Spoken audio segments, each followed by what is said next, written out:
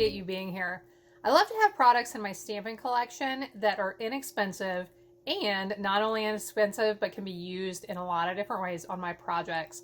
Today in this video, I want to show you 3 different ways to use masks, otherwise known as stencils, on your projects to make really cute backgrounds. Let's take a look.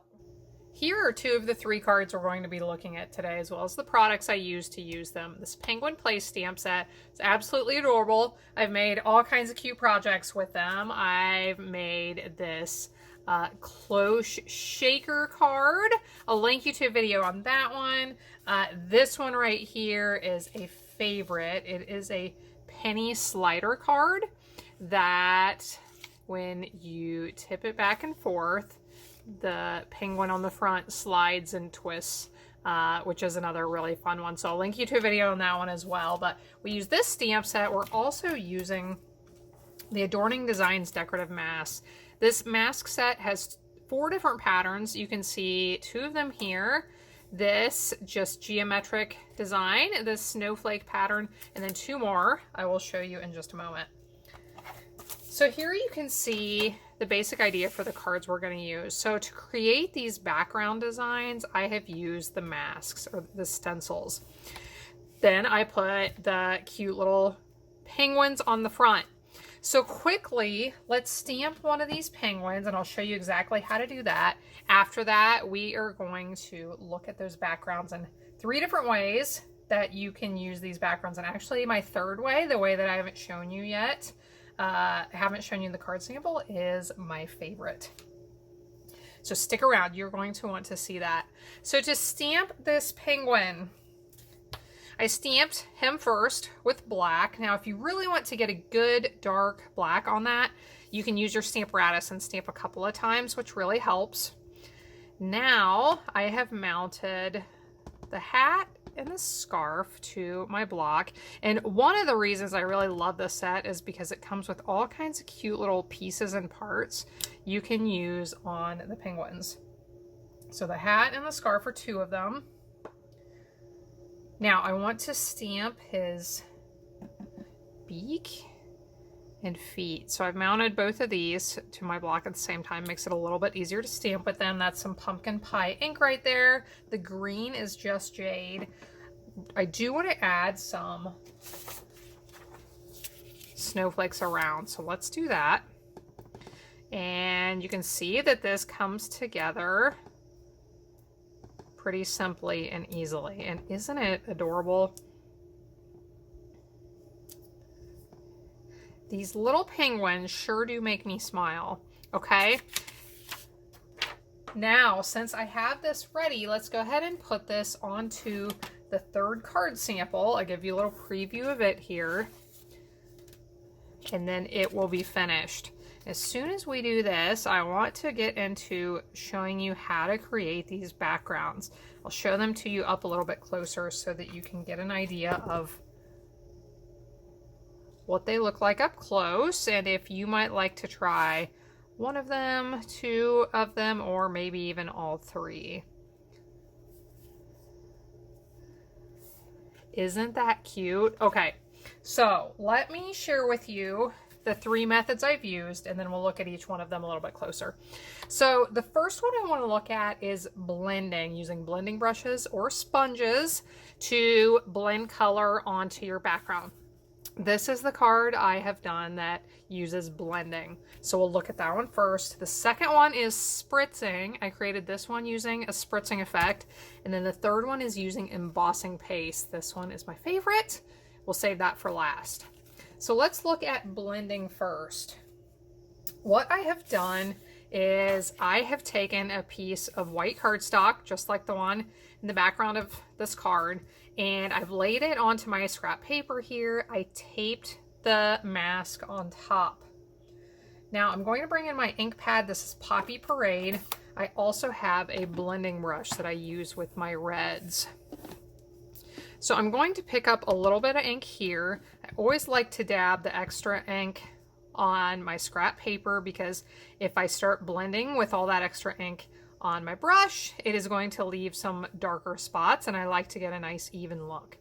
So what I want to do, and I've actually chosen the most difficult mask here to do this with, because let me show you, if I apply pressure in the wrong way, these long thin pieces like to bow up. So I'm going to show you a special way to blend this to make it a little bit easier. Now if you were using one of the other masks like this one, for example, blending is going to be extremely easy. You won't have to worry about the little tips I'm going to mention here. So the way I did this to try to avoid those pieces bowing up and causing problems is I blended basically in line with those pieces. So you can use a little bit of a swirling motion, or really you can just go back and forth if you like. So get some more ink, dab some of that off. I'm using a little bit of a circular motion, but you don't really need to. And there you can see every once in a while things kind of catch. But if you don't want to have to worry about this, all you need to do is use one of these other masks, because the other ones, you don't really have to worry about any of that. But I really like this one. I wanted to use this one with red because it looks like peppermint stripes to me.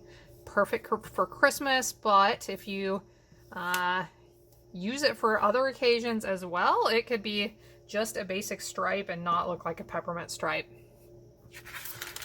So you can do this as light or as dark as you want, but when you're done, you can remove that mask. And this is my favorite part when I use masks or stencils, is the great reveal when you lift it off and get to see your end result underneath. So that is how you can use your stencils or your masks with blending brushes, or you can do the exact same thing with sponges.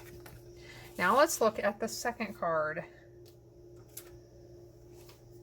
This is the one I created with spritzing. So I'm going to bring in some scrap paper, a larger scrap paper this time, which is important for spritzing. Here I have one of our spritzers.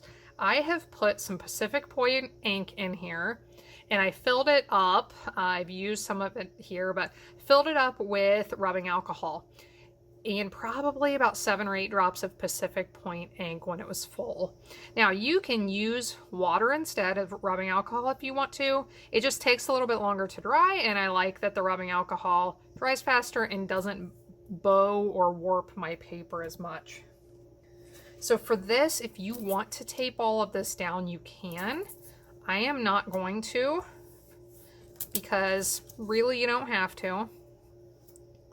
Going to move this out of the way. Anytime you're spritzing, you want to move anything important out of the way, clear a nice large space on your work surface.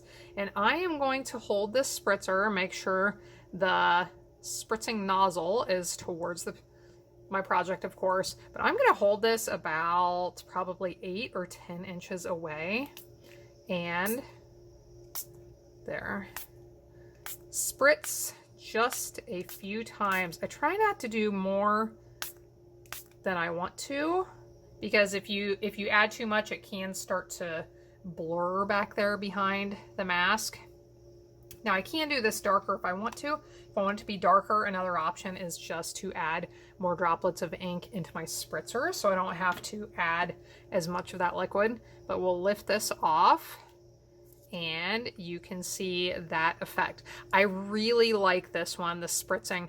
This is one that you could do a lot of these really quickly and really easily. So if you're making a lot of cards for Christmas or adding a lot of birthday cards to your collection, any kinds of cards, this is one you could do a lot of these really fast.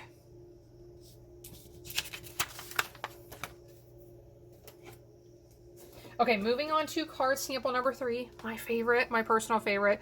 I just love this embossing paste. I think you can get an idea for the texture on here, since this pattern is actually raised from the card itself. So let me show you how to create this one. Just like with the piece that I blended, I put my white cardstock onto this grid paper, I added my mask over top, and I have taped everything down. Now when I tape these, I'm careful not to tape onto the front of my cardstock piece. If my tape goes onto the front, then when I'm done and I remove all of this, I'm going to have a blank mark where my tape was. So I might have a plain white spot right here with no embossing paste. So I'm careful to put my tape on outside of the area of my white cardstock. So what we are going to do, we are going to use a few different tools here. One of them being my silicone craft sheet. I recently created a video showing you lots of different ways to use this thing. I'm going to link you to that here if you want to take a look at it. It is a really, really helpful tool. It does not cost more than a few dollars, but there are a ton of ways you can use it. Now I'm going to use some of my embossing paste and a palette knife. I'll get just a little dab out here. You do not need much. And if you want to, you can use it just like this and apply it to your project. Now for what we're doing, I thought it would be fun to add some color to it. So I am using my Just Jade ink refill. Go ahead and smear that onto my silicone craft sheet. The reason I like to use this is because it just makes cleanup really easy. And I'm going to add some ink. Now this time, that droplet is, that's more ink than I used on this one. So chances are this is going to turn out a little bit darker. And I am just going to mix. How much you mix is going to affect whether you get an even color over the surface or an uneven color. So I actually really like the uneven look. If you look at this closely, you'll see some darker areas and you'll see some lighter areas that are almost white. So we can mix this all the way if we want to, but just for fun, I am not going to mix it all the way. And you'll see as we smear this over, it will mix more, but it will still leave some of that color variation on the surface. So all we are doing is smearing this back and forth. I think of it a little bit like frosting a cake or cookies. So when I run out, like I'm pretty much out right here, I don't have any more embossing paste and I haven't gotten all the corners covered. All I do is make sure my knife is flat over the surface, run that over a few times, and it's going to scrape up any extra that is there on the surface and not down in those grooves. So whenever I have all of it covered, I like the way it looks. All I need to do is remove the mask and the tape. You do want to be careful with this because you can smear the paste until it is dry. And here you can see the finished look. And like I said, I just love this. I love this paste. I love the effect it adds to a card project. So I like to set these aside to dry, but if you want to, you can speed it up a little bit by using your heat tool. So thanks so much for watching. I hope you enjoy these 3 penguin cards using masks for the background and the different techniques I used for those background effects. You can find links to the products I used in the video description below. You can find a link to go to my blog with more ideas and information on this project. Hope you have a blessed day. I hope you will be back again next time when I am here again helping you to hand make with love.